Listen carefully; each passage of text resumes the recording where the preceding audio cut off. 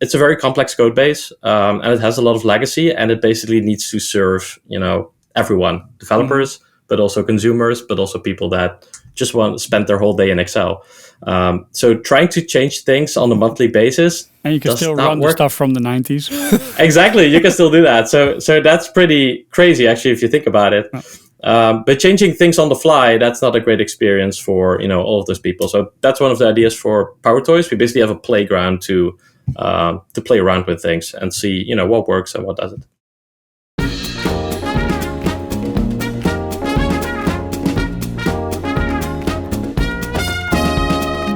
Hey there, welcome to Beta Talks, the podcast. I'm Rick. And I am Oscar. And today we are joined by Niels Laute, who is a software engineer on the Windows Developer Experiences and Platforms team at Microsoft. Welcome Niels. Hey, nice to meet you all. It's so great to have you on. I mean, we have a Windows Developer Experiences and Platforms team member on the podcast. So first and foremost, what is it that you do actually on a day-to-day basis? Right. So as part of the developer platform team, our organization basically owns the Windows Developer Platform. So that enables developers to build apps and experiences on Windows. And the other part of the org owns a lot of the built-in tools that we provide and a lot of open source projects that enable developers to be productive on Windows. And that's not limited to developers building things for Microsoft technologies, but basically any developer. So if you're building some cool web servers for AWS and you're using Windows, we want to make sure that that experience is really a great experience and you have all the right tools to do that in a efficient and great way. So I think Windows really changed in at least last decade. Right. Yeah, there's been No, go ahead. Yeah, there's been a lot of changes, obviously, right? With the whole Windows 8 era that we had, and we moved to Windows 10, and now we're all moving to Windows 11. The look and feel has changed over the last 10 years, but we're also really trying to focus on power users, and developers are a great segment of that. Yeah, you have the developer mode even in Windows, and you have the Dev Home app. The Dev Home app. You have the terminals that got a lot better. A lot better. What part of those? Oh, and I'm almost forgetting PowerToys. Indeed, I love PowerToys. Yeah. Like so many small things that you needed to do yourself or install those things for. Like the whole, indeed, the whole experience for Windows machine. I used to code on a Linux box because the tools were just more natural, and Mac was more natural for some things because you have a good prompt under a button. How involved are you in that part of the stack, or is that a different side of the team? Yeah, so I'm so basically the team that I'm in, we're basically doing both. So we do a lot of developer advocacy, and there we want to attract new developers building for Windows, but obviously also the developers that develop on Windows. Me personally, I actually have a background in UX design. So halfway, during my career, I went to the dark side and learned coding and doing all that stuff. So I'm actually involved in a couple of projects that you were mentioned. So PowerToys is a great example. Yeah. So back in 2018, that project was reinitiated within Microsoft, and it was fairly small. I think there were like 4 or 5 modules. Back then, I was just I was not at Microsoft, and I just did this as a weekend project. I was actually providing my UX skills and trying to make those apps look better on Windows. And that actually led me to join the MVP program that we have at Microsoft, and eventually join the team that actually works on these tools. So in my day-to-day job, I'm still very much involved in PowerToys. So I'm doing a lot of the UX engineering there. So if you have any complaints about how these things work, then definitely I'm the one to blame. Yeah, it's very good. Like when they rebooted the PowerToys, because we used to have PowerToys, right, on Windows NT and as a snap. But when they rebooted, there was the exact moment I got myself one of those ultra wide, ridiculous screens So that what is it? Fancy Zones was Fancy Zones, one of my favorite tools to directly install. I do actually like the implementation inside of Windows that's there now with Windows Z, that you can actually also use numbers. Yeah, so you yeah. can do Windows Z4 and it'll jump to the fourth. Yeah, the native experience also good. Yeah. So I think that also improved. But I think Niels joined us for a .NET Site session earlier this year. And one of the things that you said at that point in time is sometimes you have a good idea of how to improve Windows, but Windows itself just has this really long period in which you go through endless loops of testing. And sometimes you just want to ship something out of band. And that's also one of the reasons you have PowerToys right now, right? Yeah. I mean, that's a great point. Like, the goal of PowerToys is to basically experiment in the open, right? We want the community to basically say, hey, I have this cool feature that I believe would be very useful for developers or power users, but I don't have a way to, let Microsoft know about this great idea. And that's one of the fundamental ideas around PowerToys, that, it's open. We ship every month. And people, if they have a good idea, they can open up an issue and, they can work on it and do a pull request. And actually, a bunch of these features that were initiated in PowerToys actually moved over into the Windows shell itself. So the idea is to really experiment, collect feedback, iterate, and then hopefully transfer it to the shell team. But it's a great point. Like, if you look at Windows, it's a beast, right? It's been around for decades. It runs on over 1.5 billion devices. There are so many different devices, right? You can go to the local Best Buy and you can get a laptop for $300 or $3,000. So it's a very complex code base, and it has a lot of legacy, and it basically needs to serve everyone, developers, but also consumers, but also people that just want to spend their whole day in Excel. So trying to change things on a monthly basis, and you can still run the stuff from the 90s. Exactly, you can still do that. So that's pretty crazy, actually, if you think about it. But changing things on the fly, that's not a great experience for all of those people. So that's one of the ideas for PowerToys. We basically have a playground to play around with things and see what works and what doesn't. So I think it was like a week or two ago that Scott Hanselman published a video on File Explorer, and you might have seen this one. Yeah, he actually talked about the fact that File Explorer, of course, has all of this legacy stuff that it needs to take into account. It has all this, let's say, backwards compatibility that it also needs to have. So it might not give the best experience currently because of all of those limits. And then there's a couple of open source projects that are trying to implement something like File Explorer, but in a modern way, so that it works very differently and faster and whatever. Right.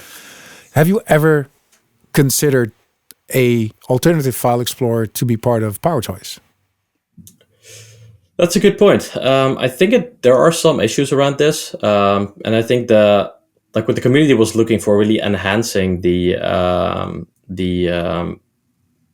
File Explorer itself, right, instead of creating something new. And I think if you look at some of the third-party community projects, like I'm using some of those as well, and they're great, right? They're really fast and they're really optimized for certain workflows. I think one of the complexities with File Explorer is that it's been around for a long time. And even some of the features that you probably haven't heard of seen ever before, they still have billions of users every month, right? Yep. Because that's what you get with that. That's the success that you get with having such a large user base. So making changes there, people are opinionated, and that's a tricky part. I do think we have a bunch of features in PowerToys that actually make interacting with the File Explorer more easier, right? We have I think a new module that allows you to define templates for, let's say, a folder template. So I want to create a new folder that has all of these files in it already.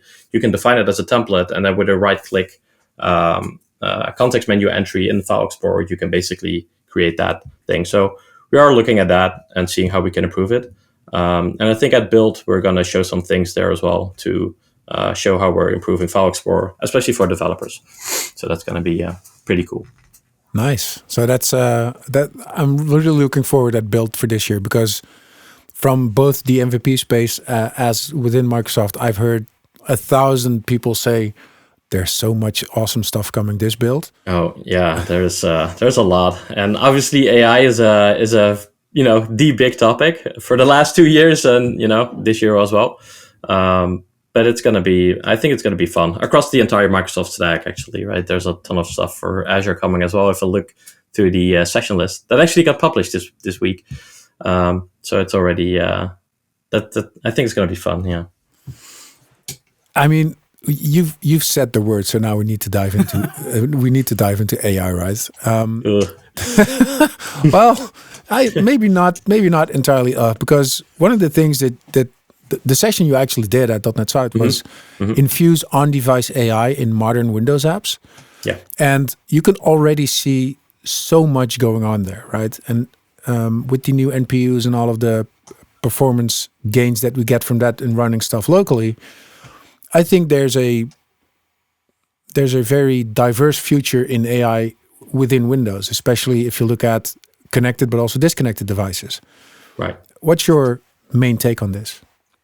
Yeah, I mean, it's a super exciting space. I think, with the launch of ChatGPT, which feels like, a million years away in AI land, but it's actually like 2.5 or 3 years.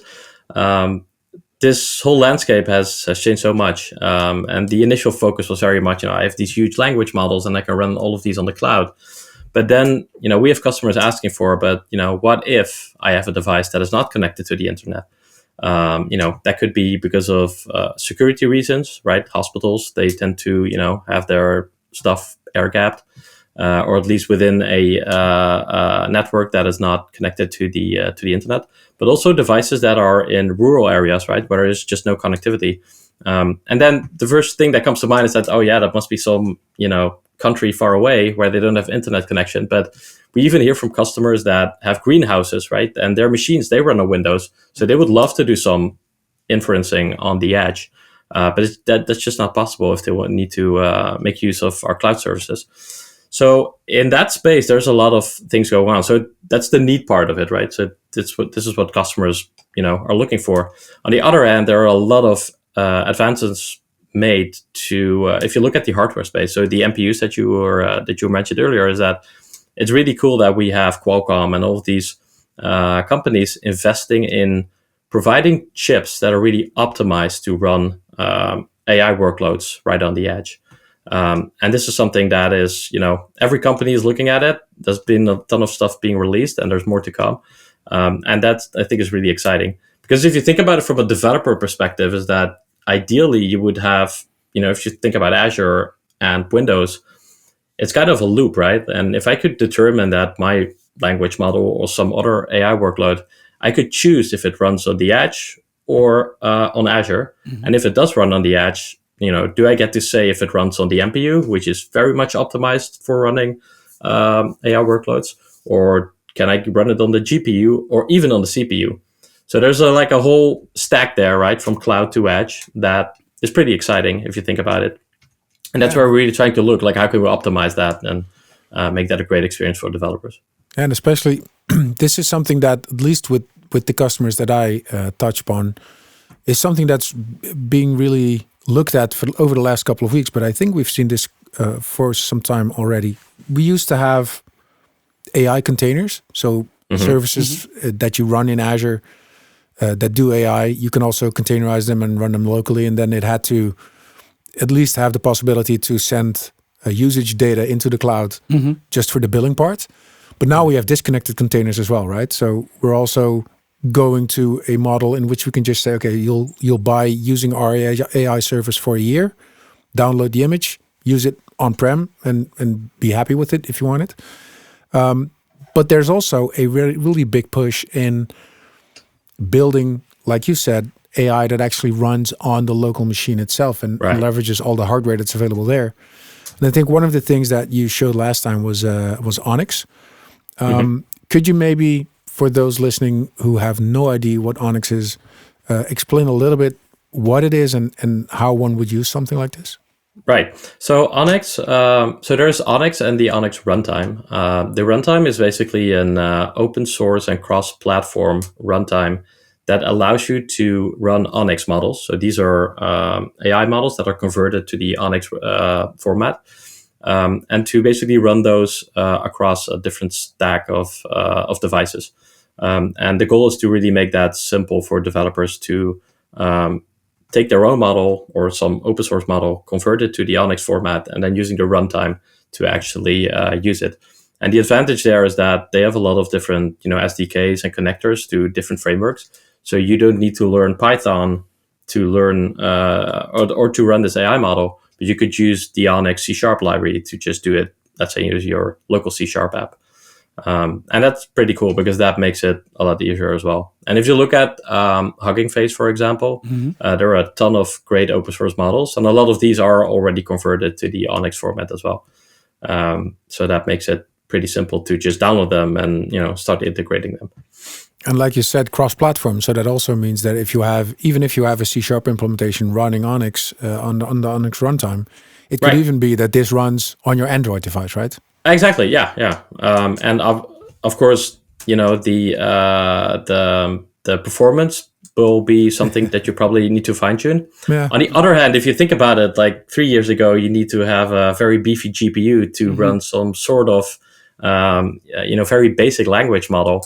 But if you look at today, you can go and get a Copilot Plus PC with an NPU, and you can actually run a very capable small language model just right on the edge with just a couple lines of code. And if you look at the performance of the thing, it's obviously not as big as ChatGPT, far from it, but it's still very valuable to have these small language models just running on the edge and doing some stuff that, you could easily do on some pretty basic hardware. So that's, I think, the cool thing about this whole space, right? There's, from the AI angle, there's so much innovation happening, but also in the developer tooling and from the hardware as well. And getting all of that together really provides some super exciting opportunities, I think, for developers. Yeah, I think this gave, especially the hardware space, gave an enormous boost in a couple of years now. There's so much money going around there.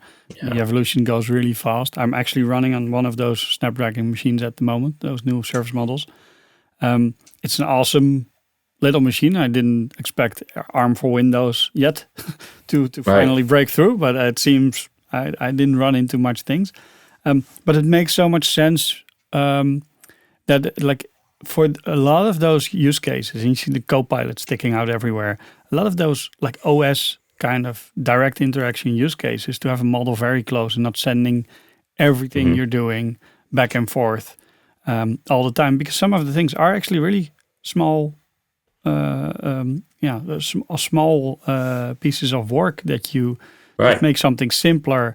And I think, well, you're from originally from the UX space, but I think this whole AI makes us reconsider UX, because UX was actually a trade that was trying to get as painless as possible through a front end. But in a lot of cases, the front end is actually something that wasn't needed for the problem. So you see a lot of things converting, and I'm curious where we're going, but it's fun to see. Watch Buildman. Yeah, probably.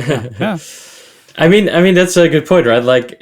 Like is everything just going to end up just a text box, and I can just type in something, and then the UI gets generated on the fly based on the information that I'm looking at? Or are we going to use voice? I think that's I don't know. We're very much in the early days, right? On where is all this stuff going? And there are a lot of companies too, like Amazon with their new Alexa Plus capability. If you can see how natural that interaction becomes, it's pretty interesting to look at it from that angle as well. Because what does it mean to have an app in that space, right? Like, is an app is just a self-contained something, or is everything just some sort of service that I have an AI layer on top of it that just connects to all those services and fetches the right data? But like, I think in the end, like the best, like the ultimate form of UX is not thinking about that something just happened and it was in the right place. So it's, I don't know, like sometimes like Clippy, like Clippy, no, the opposite almost. No, but like you're I don't know, in a hotel or whatever, you walk in, it's like, oh, my bed is made, my things. Like, I think in the end, it's for a lot of small tasks and a lot of those edgy tasks on your OS or on, like, it's the task that you now need to consciously start an app, clicking something. Also some things on your phone, I guess. But they will just happen because they know you need it. Like, it needs to happen now. Like maybe the first couple of times you ask for it, and after, like, this is just my pattern.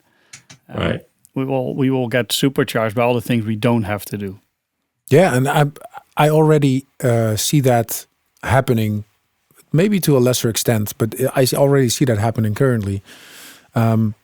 With all of the small things that Copilot, for instance, can do for you, right? If you have a long list of emails that are unread, you can just say, hey, highlight the ones that are really important for me to actually act upon. Stuff like that already works quite decently. Yeah, we have the use case in Outlook that says, I'm getting a mail from someone who's like, oh, this might be the document that's related to this thing, which is up until now always wrong. But I see the case there that if it's the exact right document, it's awesome. Like I didn't need to look up. I didn't have to issue a command. It's just there. Right. And I mean, with coding, I think it's the same. I mean, of course, I have GitHub Copilot enabled on my machine as well. And then sometimes it just, or actually quite a few times, it really helps me in, yes, I wanted the rest of this sentence to follow this way, or the rest of this piece of code to follow this way.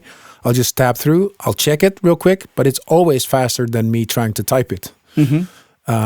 So I really like the fact that in that case, it's already supporting us and making us more productive.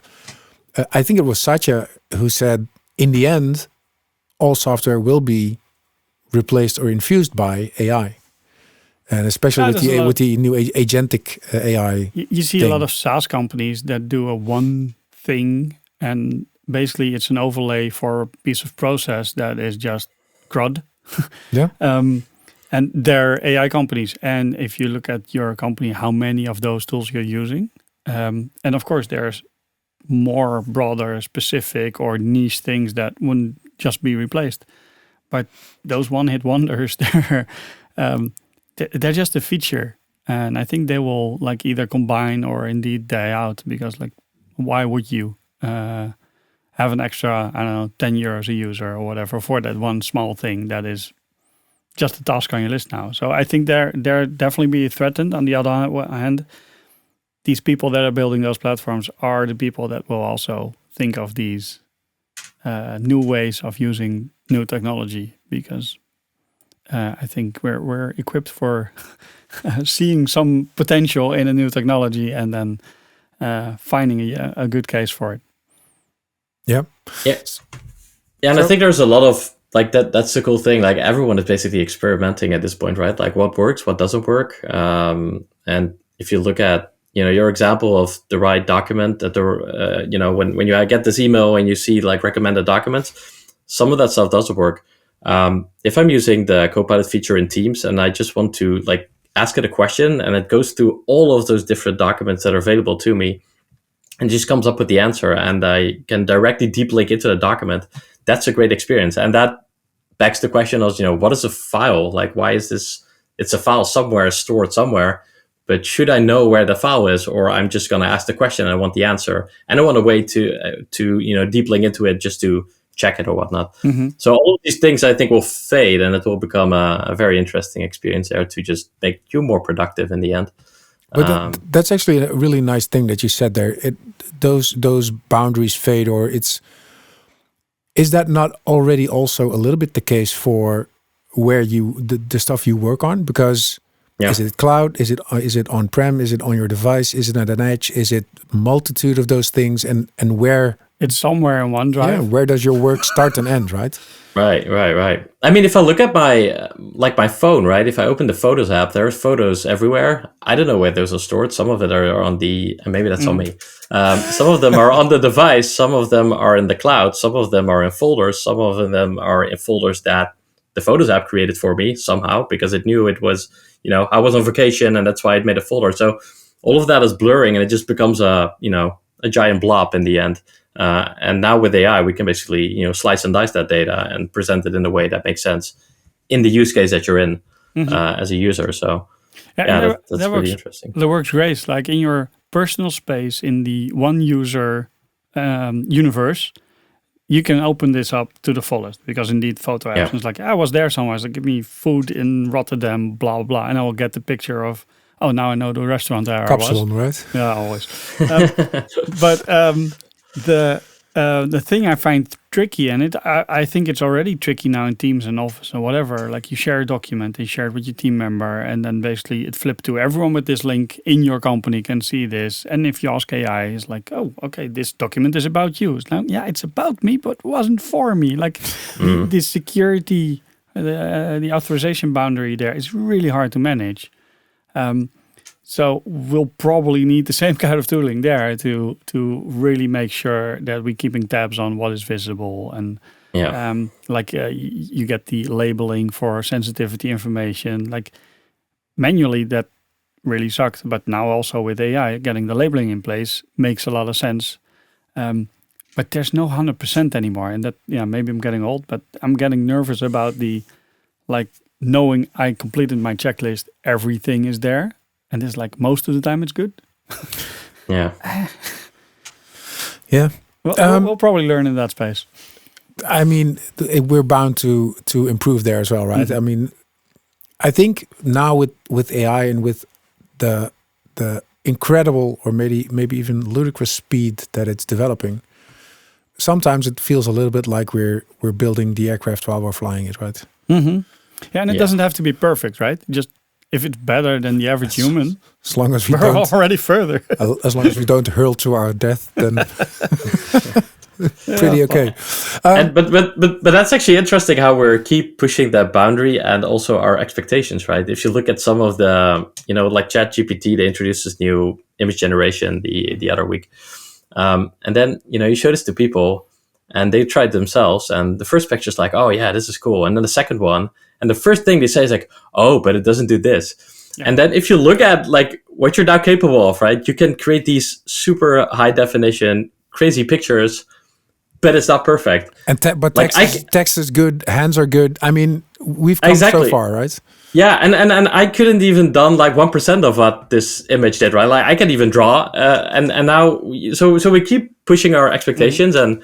It's not perfect, but I think that's a given. But we're just not unforgiven or too forgiven, I guess, there in that space. But so we would need to adapt as well on our expectations on what can AI do. Is it always right or not? And we need to find a way to communicate that to a user as well, because I think that is one of the issues. If you look at using all of these LLMs, like it's always so confident, right? It always says, "Yeah, no, but this is the code snippet that you need to use," and then you look at the code, it's like, "No, you're totally wrong." But that's the biggest. I read a blog post about this week. Like the biggest flaw is that it doesn't say at some point, like I'm not sure or I don't know exactly. the answer. Yeah.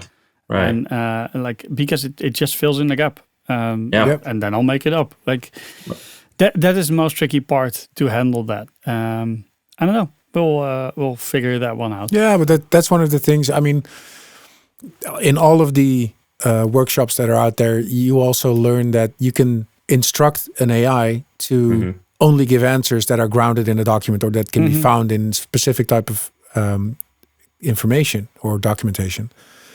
But for a model like ChatGPT, which is a Swiss Army knife of anything and everything, it's almost impossible to ground that model, in general, right? You can the model ground doesn't it for really yourself. do that. The only thing is like you can add an extra level of checking, and with that you have a puzzle that gets to a spot that you want it to behave, but it's so much different than the ones or zeros that we were used to working with. But on the other hand, and I think the volume of all the shouting around this technology, and it's awesome, and it is like every week there's something new, and it's ridiculously cool, but it's so much noise.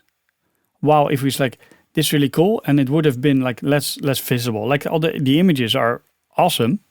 I don't see a practical use I've yet. seen 1,000 Muppets on the socials this last week. Yeah, I think it's really like yesterday. During a meeting, I created a meme out of nothing. That was exactly right for that meeting. I think we should actually change the old man yells at cloud. Should now be old man yells at AI. Probably. That's me. No, but if we would tone it down, it's like this does what it does, and everyone like in our sector is getting grips on what they can expect and how to test, and that we need some data scientists around us to help us with those. But then we can actually build awesome things. And now once you have a proof of concept going for something, which is really far from an actual implementation on scale of something, and you would work on that, you get from everyone and their grandma links sent. It's like, now there's a new model. Should we use that? It's like, let me work on something for a while. I think we'll will be free once the noise stops a bit. But I thought we were past the hype, but I think I think this might be one of those where, well, we think the hype is dying down a bit. A new one just erupts. Mountain, right? Like I'm there. So, crap! There's more. Yeah, probably. Yeah, it like normally with these technology shifts, you have like you mentioned, like the hype curve, and we're somewhat at the bottom in one sense, as in companies are actively experimenting, even implementing just small AI features. But then there's just like it almost feels like multiple hype curves at the same time, all in the same domain.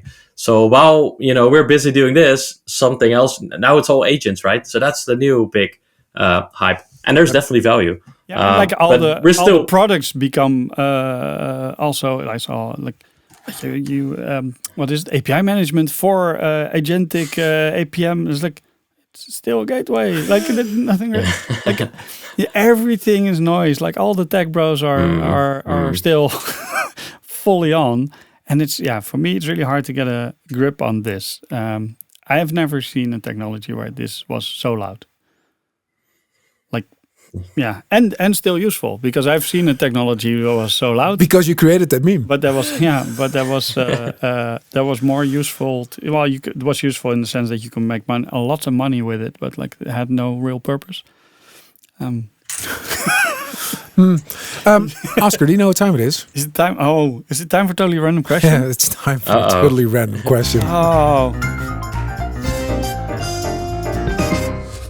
I'm really not making these up. Like I'm just picking them, and I had to pick this one, especially. We were talking about image generation AI, so I just see this. It's like, here we go. If you had to replace your fingers with something else, but still be functional, what would you pick? Oh wow! I guess I guess robot fingers do not count, right? That's something like that. Yeah, maybe. Chopsticks. Right. Maybe with something like a robot hand, you can put different tools on top of it. Like that would be cool. Oh, like Google Gadget. Awesome. Yeah, exactly. You could just remove it. You remove your robotic finger and just screw a screwdriver on top of it if you need that. Right. That's what Inspector Gadget did, right? Yeah. And right. Pull off his index finger, and then he had a USB drive or whatever. I don't think he had a USB drive. We're talking 80s here. Jackpot, whatever. 3.5-inch floppy. Yeah. Oh, wow. Now I'm actually. Did you see the Everything All at Once All the Time movie? Yeah, it's with the sausage fingers. Yep. I'm seeing that now because of this question. It's really horrible. It's a special kind of movie. Yeah, I liked it. But okay, so where do we get these questions, Rick? I don't. AI generated, right? That's some might be AI inspired. Yes. AI inspired. Wow. I would actually like to go back to one of the things that we already touched upon a little bit, but I think there was a new release this week or last week with the new command palette, right? Yeah. Right. Okay. Again, for those maybe unaware, could you maybe explain what happened? Yeah, so that was released last week. It was indeed. So it's part of PowerToys, and actually one of the modules that has been there quite early on in PowerToys, which is called PowerToys Run. Love PowerToys Run. So cool. Right, everyone loves it. It seems it's actually one of the most popular modules as part of PowerToys, and that really allows you to find a lot of files, apps, basically everything on your device. And as the name implies, it allows you to run things.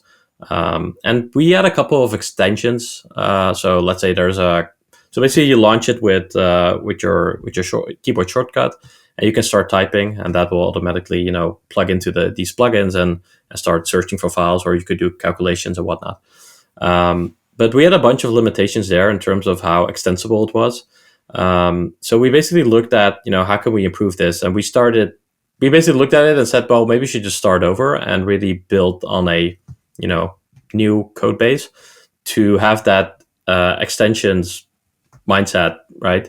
To make it very simple for everyone to build extensions, and to not bundle those extensions with PowerToys itself, because then even in a we would be then the gatekeeper of what should be an extension and what should not be valuable. And we basically want to open this up. So we built this from scratch using WinUI 3. So the other one was using WPF. We're using WinUI 3. It has a brand new look and feel, so it really feels modern and well integrated into Windows 11. And now it has all of that extensions, connectivity in mind.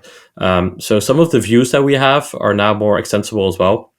So before it was always a list, and you could do an extension, but you basically were limited to that one row as a result. Now we are actually having a bunch of like pages that you can add. So let's say we have a GitHub plugin and you can search for GitHub issues, and that would actually navigate to a page where you have all of your open GitHub issues and you can look at the details on the right side, and then take actions on it. And we want to improve that even further, right? Because now some of these views are still pretty rigid. So we would love to make those more flexible in the future. But the cool thing about the whole extension is like people can host these on Winget or on the Microsoft Store. So that's cool. Within the command palette, you can basically search for extensions, and that will go through Winget or to the Microsoft Store, look at those extensions, and then we'll just download those and integrate it into that experience. So this really opens up an ecosystem where everyone can build their own extensions, is responsible for their own extensions, and can just host those on Winget or the Microsoft Store. So we're pretty excited on that one. It is labeled as a version 0.1. So there are a couple of features still missing if you compare it to PowerToys Run. But we're trying to make up to those, and we have a cool roadmap on things that we're working on there. It is quite impressive because it already does a lot of things out of the box, right? So you have all of those different switches that you can use for right. Unit conversions or datetime things or searching or whatever. I really like the fact that you said it's version 0.1 because if I'm not mistaken, PowerToys also is not yet at version 1, right?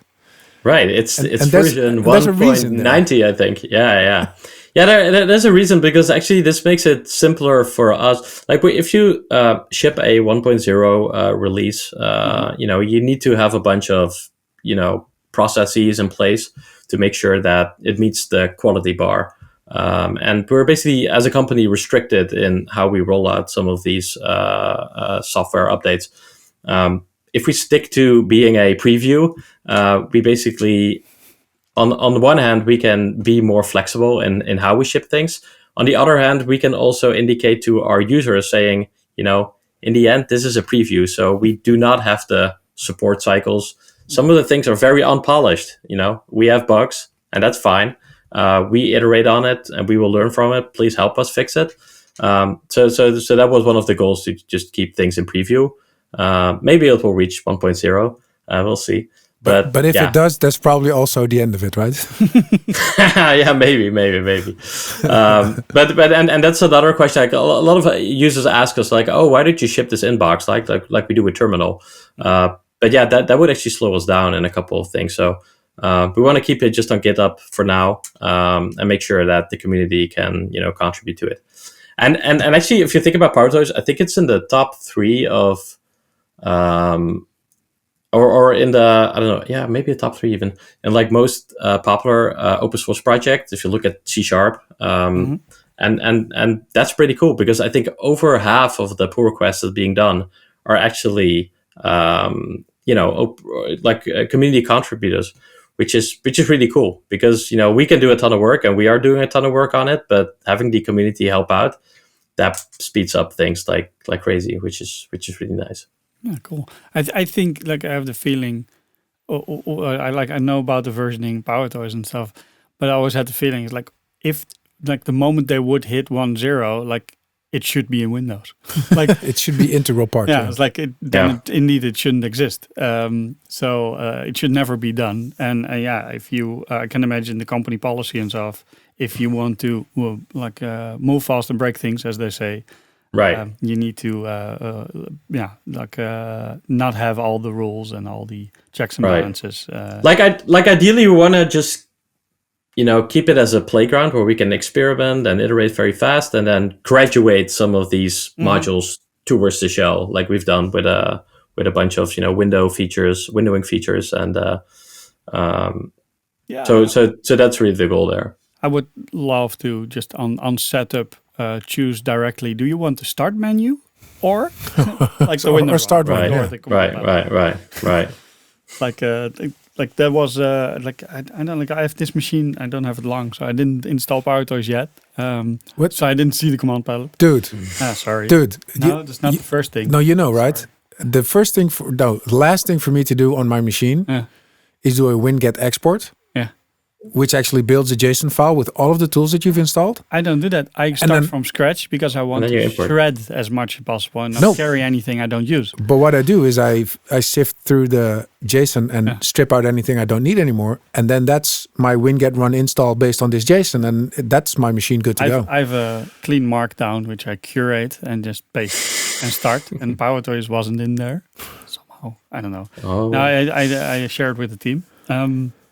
But for me, I remember setting it up as like I was really wanting to override some keyboard shortcuts that were like really deep in Windows.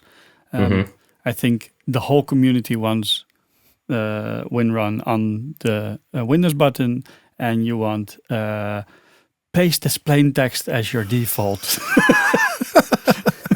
There's even tools not supporting the shortcuts for paste as plain text. No, but like PowerToys, there's one overriding that. If you let that override your normal Control V, then you won't be able to paste pictures anymore. You do want that, so it's always it's always fun. It's nice. It's nice that we still have ones, right? There's still stuff that we want to improve on. Yeah.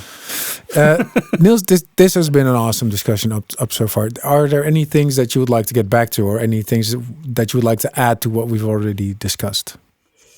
No, I think we covered a bunch of things. Like I think the call to action maybe is that if you look at PowerToys, but also some of the like Terminal and some of these developer tools, like if you feel you have a good idea, even like creating a simple issue and starting that discussion is already super valuable for the community and for us as well. So we often, when we talk to people, and people say, yeah, I don't know the code base, and it's overwhelming, and I don't know how to add that feature. But even having a great idea is already super valuable. And there's so much creativity going on. There are people just creating design mock-ups and whatnot, and that's already super helpful, I think, because the cool thing is someone else gets inspired by it, and then on a Saturday afternoon they build it and do the pull request. So we all win if we work together like that. So if people are interested on making Windows better, then definitely PowerToys is a great way to do that. We will make sure to add a link to the repo in the description of the episode, so that if people do want to know where they can create their issues or let their IDs be known, we'll make sure that they know where to find you. Cool. Thank you so much. I've had a blast. Yeah. Thank you for having me. Thank you for listening to Beta Talks, the podcast. Beta Talks is made possible by Betabit Managed Software Development. We'll see you next time. Bye-bye.